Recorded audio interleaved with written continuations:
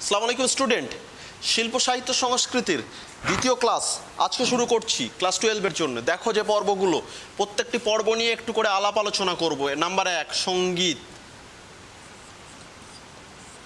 Number 2 চিত্রকলা, number 3 চলচ্চিত্র, number 4 বিজ্ঞান ও চিকিৎসা, নাম্বার 5 ক্রীড়া। সিলেবাসের আউটলাইনটা একটু টানবো আজকে ক্লাসের মধ্যে দিয়ে।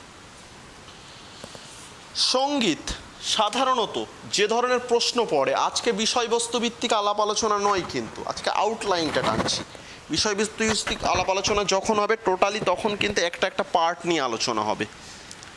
সঙ্গীতের ইতিহাসে সাধারণত যে ধরনের প্রশ্ন পড়ে, বিখ্যাত কতকগুলো সঙ্গীতজ্ঞ, গায়ক বা সঙ্গীতের যে সমস্ত লিরিসিস্ট যাদের বলা যেতে পারে, যাদের সঙ্গীত লিখতেন, গান যারা লিখতেন, বিখ্যাত সমস্ত গায়ক এবং বিখ্যাত সমস্ত গীতিকার যারা বলা যেতে পারে, তাদের গানের যে সমস্ত ট্রেন্ড বা যাদের গানের যে সমস্ত ভাবনা এবং তাদের গানের যে সমস্ত বৈশিষ্ট্য দ্বারা তারা সঙ্গীত জগৎকে প্রভাবিত করেছিলেন, সেই সমস্ত গায়কদের কিন্তু কৃতিত্বের কথা কিন্তু এই পর্বের মধ্যে দিয়ে লেখা থাকবে। যেমন বলা যেতে পারে বাংলা সাহিত্যের বিখ্যাত কতকগুলো গায়ক আছেন, যেমন বলা যেতে পারে অতুল প্রসাদ, যেমন বলা যেতে পারে রজনীকান্ত সেন, ঠিক আছে। আবার ঠিক বলা যেতে পারে মান্না দে, বলা যেতে পারে দ্বিজেন্দ্রলাল রায়, ঠিক তেমনই আমাদের রবীন্দ্রনাথ ঠাকুর, আমাদের নজরুল ইসলাম, যারা তাদের গানের সুরমূর্ছনায়, মান্নাদের কথা তো বলেছি, যারা তাদের গানের সুরমূর্ছনার মাধ্যমে বাঙালি সঙ্গীতকে যেমন প্রভাবিত করেছিলেন, তেমন আম পাবলিকের সঙ্গে সঙ্গে কিন্তু সঙ্গীত জগৎ এবং সমগ্র বিশ্বের উপরেও কিন্তু একটা সঙ্গীতের প্রভাব ফেলেছিলেন। তাহলে সেই পর্বটি বা সেই ভাবনাটি কিন্তু আলাপ আলোচনা হবে যে পর্বের মধ্যে দিয়ে, সেই পর্বের নাম কিন্তু সঙ্গীতের। এবং এই পর্বে আরেকটি পোর্শন তোমাদের কাছে রয়েছে, সেই পোর্শনটির নাম কিন্তু তোমাদের জানতে হবে, সেটি কিন্তু লোকসঙ্গীত।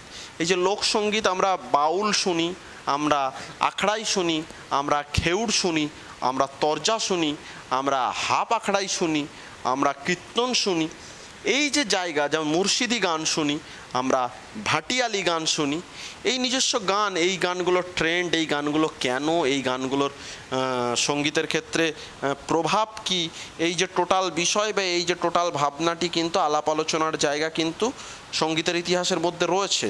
সুতরাং সেই জায়গাগুলো কিন্তু আমরা পড়ব। আমাদের কাছে প্রশ্ন পড়ে, ইম্পর্টেন্স প্রশ্ন, যে লোকসঙ্গীত বলতে কী বোঝো, বাংলার যে কোনো লোকসঙ্গীতের দুটি গুরুত্বপূর্ণ ধারা সম্পর্কে আলাপ আলোচনা করো। সুতরাং সেই ধারাগুলো নিয়ে আমরা ইন ডিটেলস আলাপ আলোচনা করব পরবর্তী ক্লাসগুলোয়, যখন একটা একটা চ্যাপ্টার বা একটা একটা অধ্যায় ধরে কিন্তু আমরা আলাপ আলোচনা করব। আপাতত তোমাদের কাছে যেটা জানানোর চেষ্টা করছি, আপাতত তোমাদের কাছে যেটা বোঝানোর চেষ্টা করছি, সেই জানানো বা বোঝানোটা কিন্তু তোমরা আগে দেখো, তাহলে তোমরা বুঝতে পারবে। আজকে সিলেবাসের আউটলাইন টানার মতো করে আগের দিন যেমন করে টোটালি শিল্প সাহিত্য সংস্কৃতির আনার কারণ কি এইগুলো, সেটা যেমন বলেছি, আজকে যেটা বলতে চাচ্ছি সেটা হচ্ছে এর টোটাল কম্প্যাক্ট আলাপ আলোচনা না হলেও একটা ভিতরের কথা কিন্তু তোমাদের কাছে তুলে ধরার চেষ্টা করছি। এই ভিতরের কথা যেভাবে তুলে ধরছি, আশা করছি তার উপরে ভিত্তি করে তোমরা একটা সমাধান কিন্তু খুঁজে পেলেও পেতে পারো। আমি একেবারে জোর গলায় বলছি না যে সমাধান পেয়েই যাবে, আমি যে কটা বলছি সমাধান পেলেও পেতে পারো, ঠিক আছে। চলো নেক্সট যে পর্বটির দিকে আমরা আগাতে পারি, সেটি হচ্ছে চিত্রকলা। চিত্রকলা দেখবে তোমরা কলকাতায় যদি ঘুরে বেড়াও, কলকাতার বিখ্যাত সমস্ত প্রদর্শনশালা আছে, গগনেন্দ্র প্রদর্শনশালা আছে, একাডেমি অফ ফাইন আর্টস আছে, চারুকলা কেন্দ্র রয়েছে, ঠিক আছে। এই সমস্ত জায়গা বা তুমি দেখবে আমরা মাঝে মধ্যে যেমন আলপনা চিত্র আঁকি, তেমনি দেওয়ালের মধ্যে দিয়ে আর্টিস্টিক ওয়ার্ক করা হয়, ঠিক তেমনই দেখবে রেলওয়ে স্টেশনগুলোতেও বিভিন্ন কাজকর্ম করা হয়। তাহলে চিত্রকলার বিভিন্ন সেকশন আছে, যামিনী রায় আছেন, তারপরে অবনীন্দ্রনাথ ঠাকুর আছে, গগনেন্দ্রনাথ বাবু আছেন, স্বয়ং রবীন্দ্রনাথ ঠাকুর আছেন, ঠিক সেই রকমভাবেই দেখব কোলাজের যে সমস্ত কাজ আছে, ফ্রেস্কোর যে সমস্ত কাজ আছে, সেই যে কাজগুলোর মধ্যে দিয়ে বাঙালির মানে ঐতিহ্য কালচার যেমন ফুটে বের করা যায়, ঠিক তেমনই বাঙালির নিজস্বতা খুঁজে পাওয়া যায়। ঠিক আছে? তো এখন এই যে জায়গাগুলো রয়েছে, এই জায়গাগুলো এবং এই চিত্রকলা হিসেবে চিত্রকলায় সুনয়নী দেবী অনেক ক্ষেত্রে আসেন। এবার এই যে বিভিন্ন পর্বগুলো রয়েছে, ঠাকুরবাড়িও কিন্তু জোড়াসাঁকো ঠাকুরবাড়ি যেমন বিজ্ঞান চর্চায় কিন্তু কাজ করেছিল, ঠিক তেমনি ঠাকুরবাড়ি কিন্তু চিত্রকলার ক্ষেত্রেও কিন্তু কাজ করতে শুরু করেছিল। ঠিক আছে? যেমন গণেশ পাইন বিখ্যাত চিত্রশিল্পীরা আছেন, কিন্তু এই সমস্ত বিখ্যাত চিত্রশিল্পীরা, অতীন্দ্রনাথও আছেন, এই বিখ্যাত সমস্ত চিত্রশিল্পীরা রয়েছেন এবং এই তাদের চিত্রকলা, তাদের চিত্রকল্প কিভাবে বাঙালির সংস্কৃতির বা বাঙালির কালচারের অন্তর্ভুক্ত হয়েছে, টোটাল ব্যাপারটি, টোটাল কম্প্যাক্ট আলাপ আলোচনাটি কিন্তু এই চিত্রকলার অধ্যায়ের ক্ষেত্রে কিন্তু থাকতেই পারে। ঠিক আছে? যেমন কেউ পটচিত্র আঁকতে পারেন, যেমন কেউ রং তুলির মাধ্যমে আর্টিস্টিক ওয়ার্ক করতে পারেন। সমস্ত বিষয়ের একটি কমপ্লিট একটা ধারণা কিন্তু এই অধ্যায়গুলোর মধ্যে দিয়ে তোমরা পেতে পারো। ঠিক আছে? এবারে যেটা রয়েছে তোমাদের কাছে সেটি হচ্ছে চলচ্চিত্র। আমি বারবার বলেছি চলচ্চিত্রর কিন্তু যে প্রশ্নটা আসে, চলচ্চিত্রের কিন্তু একটা ধারা আছে, সেটি হচ্ছে চলচ্চিত্র প্রথম যে আসা, নির্বাক চলচ্চিত্র, সবাক চলচ্চিত্র, সেটার একটা কিন্তু ধারা যেমন থাকবে, ঠিক তেমনই কিন্তু ডকুমেন্টারি ভিত্তিক যা মানে যে ফিল্মগুলো রয়েছে, সেই ডকুমেন্টারি ভিত্তিক যে ফিল্মগুলো, সেই ডকুমেন্টারি ভিত্তিক ফিল্মের উপরেও কিন্তু একটা আলাপ আলোচনা করে কিন্তু একটা কাজ এখানে কিন্তু রয়েছে। ঠিক তেমনভাবেই রয়েছে বাঙালির সমস্ত বিখ্যাত চিত্র পরিচালক, যাদের কথা আমি কিন্তু গত ক্লাসে যেমন বলেছি, যেমন সত্যজিৎ রায়, যেমন তপন সিনহা, যেমন মৃণাল সেন, ঠিক এরকম যে তপন মজুমদার, ঠিক আছে, ঋত্বিক ঘটক, তাদের এক একজনের সিনেমা এবং সেই সিনেমার যে ট্রেন্ড, সেই সিনেমার মধ্যে দিয়ে সমাজের কোন কোন দিক বা কোন কোন ভাবনা তাদের লেখালেখির মধ্যে দিয়ে থাকে, সেটা সিনেমার মাধ্যমেও তারা প্রকাশ করেছেন। সামগ্রিকভাবে একটা আলাপ আলোচনার একটা জায়গা কিন্তু আছে, সেটা তোমরা পড়বে, সেটা তোমরা দেখবে, সেটা ক্লাসের মাধ্যমে আলাপ আলোচনা করা যাবে। এবং তাছাড়া আধুনিক যে সমস্ত সিনেমার জগতের লোকজন, যেমন মানে যারা সিনেমাটি করেন অভিনয়, সৌমিত্র বাবু, যেমন আমাদের সুচিত্রা সেন, যেমন আমাদের কি বলবো, আমাদের মহানায়ক উত্তম কুমার, তাদের কথাও কিন্তু এই পর্বের মধ্যে উঠে এসেছেন। এবং বিখ্যাত চিত্র পরিচালক ঋতুপর্ণ ঘোষের কথাও কিন্তু এই পর্বে উঠে এসেছে। এই পর্বের মাধ্যমে এই সিনেমা জগৎ এবং সিনেমা জগতের যে সামগ্রিক প্রভাবটা বাঙালি মনন, বাঙালি সাহিত্য শিল্পের ক্ষেত্রে রয়েছে, টোটালি কিন্তু একটা আলাপ আলোচনার করার কিন্তু একটা প্রবণতা কিন্তু রয়েছে। ঠিক আছে? তাছাড়া তোমরা যদি দেখো, তোমাদের যদি আলাপ আলোচনার পর্ব আছে, দেখো ফোর্থ যে পোর্শনটি রয়েছে সেটি হচ্ছে বিজ্ঞান ও চিকিৎসা। দেখো, বিজ্ঞান, বাঙালি তার আবিষ্কারের কথা তোমরা সবাই জানো,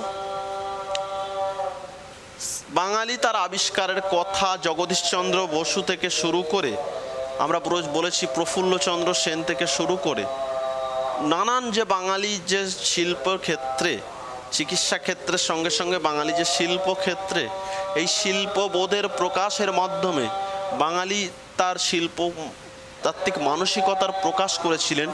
সেই প্রকাশিত রূপ কিন্তু রাধা গোবিন্দ কর্দ্রা যেমন চিকিৎসা ক্ষেত্রে এসেছিল, যেমন সত্যেন্দ্রনাথ বসু যেমন এসেছিলেন, কাদম্বিনী বসু গঙ্গোপাধ্যায় যেমন এসেছিলেন, ঠিক বিধানচন্দ্র রায় যেমন এসেছিলেন, প্রশান্তচন্দ্র মহলানবিশ যেমন এসেছিলেন, ঠিক এইভাবে এদের যে এই সমস্ত ব্যক্তিদের কৃতিত্ব এবং আলাপ আলোচনা, এবং আবারও একটা কথা বলছি, বিজ্ঞানের চিকিৎসা ক্ষেত্রের কিন্তু ঠাকুরবাড়ির অবদানটাও কিন্তু ছিল।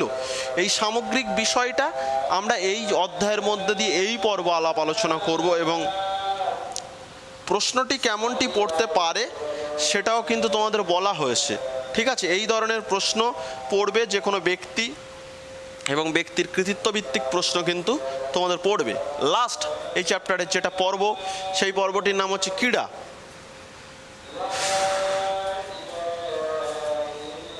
ক্রীড়া বা খেলাধুলো, তাই না? খেলাধুলো কিন্তু মানুষের অঙ্গের মধ্যে ঢুকে রয়েছে।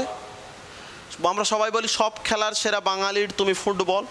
সেই ফুটবল যে ইস্টবেঙ্গল, মোহনবাগান, মোহামেডান স্পোর্টিং ক্লাবের যে ঘরানা থেকে শুরু করে বর্তমানে এটিকে থেকে শুরু করে এখন এটিকে মোহনবাগান হতে শুরু করেছে আইএসএল এর মাধ্যমে। এই ফুটবল খেলা, যে ফুটবল খেলার মধ্যে দিয়ে 1911 খ্রিস্টাব্দে বাঙালিরা যেন একটা জাতীয়তাবাদী চেতনাবোধ গড়ে উঠেছিল। সেই ফুটবল, সেই ক্রিকেট, সেই দাবা, সেই হকি, সেই কুস্তি, যতীন্দ্রনাথ গুহ বা গোবর গুহর কুস্তি, বা যে ম্যাজিক, ঠিক আছে, বা ব্রতচারী, এই যে সমস্ত ক্রীড়াকে, ক্রীড়া বলতে গেলে একটা সেকশন নয়, সমস্ত সেকশনগুলো যেভাবে ক্রীড়াক্ষেত্রের নামে বাঙালি জাতি বা বাঙালির আদর্শ বা ঐতিহ্যের উপরে প্রভাব ফেলেছিল এবং বাঙালির শিল্পতাত্ত্বিকতার সঙ্গে সঙ্গে, বাঙালির সংস্কৃতির সঙ্গে সঙ্গে বাঙালির আদর্শ, কালচার এবং ঐতিহ্যের মধ্যে রূপ ফেলতে শুরু করেছিল, তার যে ব্যাখ্যা বা তার যে ব্যাপার বা যে তার যে ভাবনার প্রকাশিত রূপ, এইটা কিন্তু সিলেবাসের মধ্যে দিয়ে রয়েছে। মানে স্টুডেন্ট, তোমাদের কাজ হচ্ছে কেমন ধরনের সমস্ত প্রশ্ন পড়তে পারে। যেমন দাবা একটি বিখ্যাত খেলা, সেই প্রাচীন যুগের, সেই রামায়ণ মহাভারতের আমল থেকে ছিল। এই টোটাল যে কনক্রিট আলোচনা, এই টোটাল কম্প্যাক্ট আলাপ আলোচনা, এই কনক্রিট এবং কম্প্যাক্ট আলাপ আলোচনাটা কিন্তু সিলেবাসের মধ্যে রয়েছে এবং কি ধরনের প্রশ্ন এই জায়গাটা থেকে পড়তে পারে তাও কিন্তু তোমাদের কাছে আমি জানিয়ে দিয়েছি স্টুডেন্টরা। তাহলে যেটা আমরা আজকে যেটা করব সেটি হচ্ছে, আজকে যেটা করলাম সেটি হচ্ছে এই সিলেবাসের আউটলাইন প্রাথমিক পর্বে টেনে নেওয়ার পরে পরে দ্বিতীয় পর্বের কমপ্লিট বা কনক্রিট একটা আলাপ আলোচনা করে এই পর্বের ভিত্তিমূল বা এই পর্বের প্রশ্ন উত্তরের পর্যালোচনার জায়গায় গিয়ে কী ধরনের প্রশ্ন উত্তর তোমাদের জন্য পড়তে পারে সামগ্রিক একটা আলাপ আলোচনা কিন্তু তোমাদের কাছে আমরা পৌঁছে দিতে পেরেছি। এর উপরে ভিত্তি করে আগামী দিনে আমরা আগাবো, তোমরাও আগাবে এবং আমরা উচ্চ মাধ্যমিক পরীক্ষার দিকে এগিয়ে চলবো। খুব সম্ভবত স্টুডেন্ট, খুব সম্ভবত আমরা খুব দ্রুত একে অপরের সামনাসামনি হব, তোমাদের সামনাসামনি হব। গভর্নমেন্টের যে প্রসিডিওর আছে এডুকেশন সেক্টরগুলোকে ওপেন করার, সম্ভবত সেই ভাবনার নিরিখে আমরা খুব দ্রুত এডুকেশন সেক্টরগুলোকে ওপেন করতে পারবো, আমাদের স্কুলকে ওপেন করতে পারবো এবং তাহলে নিশ্চিতভাবে আমরা সামনাসামনি বসেও আমাদের পড়াশোনার পাঠকে এগিয়ে নিয়ে যেতে পারবো। তার আগে আপাতত এই বিষয়বস্তুর যে ভিত্তি বা এই বিষয়বস্তুর যে গভীর ভাবনাতাত্ত্বিক আলাপ আলোচনা সেগুলো তোমাদের সামনে তুলে ধরেছি। তোমরাও সেগুলোকে দেখলে, পড়লে, এগিয়ে নিয়ে চলো সেই ভাবনাগুলোকে। সেই ভাবনাগুলোর উপরে ভিত্তি করে আমরা আগাতে হবে। এই 5টি সিলেবাসের বিভিন্ন পোর্শন, 5টি অধ্যায়ের বিভিন্ন পোর্শনটাকে আমরা পর্যালোচনা করব এবং পর্যালোচনা করে আগামীতে এর উপরে ভিত্তি করে প্রশ্ন উত্তর নোটসপত্র আমরা রেডি করব, আমি সাপ্লাই করব তোমাদের কাছে। তার উপরে ভিত্তি করে আমরা এগিয়ে চলব। আগামীতে আমাদের জন্য সফলতা নিশ্চিতভাবে আসছে ইনশাল্লাহ। আপাতত তার আগে পর্যন্ত যেভাবে ক্লাসগুলো চলছে সেই ক্লাসগুলো দেখো, ফিডব্যাক দাও, নিজেদের সমস্যাগুলোকে আমাকে জানাও, নিশ্চিতভাবে তার সমাধানের চেষ্টা করব। তার আগে পর্যন্ত বাড়িতেই সবাই থাকো, নিশ্চিতভাবে যোগাযোগে থাকো, সুস্থ থাকো। তোমাদের জন্য সফলতা এবং সুস্থতার দোয়া করব, তোমরাও আমাদের জন্য দোয়া করবে। আপাতত এই পর্যন্ত থাকলো, আগামীতে আবার দেখা হচ্ছে। আপাতত ধন্যবাদ সবাইকে।